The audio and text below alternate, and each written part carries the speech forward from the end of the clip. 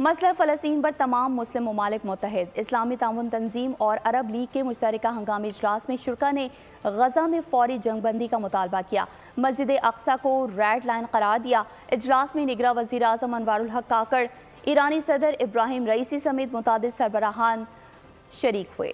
فلسطینیوں کی حالت زار پر امت مسلمہ تشویش میں مبتلا۔ ریاض میں عرب اسلامی سربراہی کانفرنس کا انعقاد، شرکاء کا غزہ میں فوری جنگ بندی کا مطالبہ۔ ایرانی صدر ابراہیم رئیسی نے کانفرنس سے خطاب میں کہا کہ غزہ میں جاری ظلم و جبر عالمی قوانین کا مذاق اڑا رہا ہے۔ اسرائیل فلسطینیوں پر 7 ایٹم بموں کے برابر بارود برسا چکا۔ انہوں نے اسے مسلم امہ کے لیے فیصلہ کن وقت قرار دیا۔ سعودی ولی عہد محمد بن سلمان نے اسرائیلی قبضے کے خاتمے اور فلسطینی عوام کے جائز حقوق کی فراہمی کو مسئلہ فلسطین کا واحد حل قرار دیا۔ ترک صدر رجب طیب اردوان نے غزہ میں جنگی جرائم پر اسرائیلی حکام کو کٹہرے میں لانے کا مطالبہ کیا۔ صہیونی فوج نے ظلم و بربریت کی ہر حد پار کر لی، اسرائیل کو جنگی جرائم کا حساب دینا پڑے گا۔ فلسطینی صدر محمود عباس نے قابض ریاست کو خبردار کر دیا۔ کانفرنس میں شرکاء نے فلسطینی بہن بھائیوں کی بھرپور حمایت جاری رکھنے اور ان کے ساتھ ڈٹ کے کھڑے رہنے کے عزم کا اعادہ کیا۔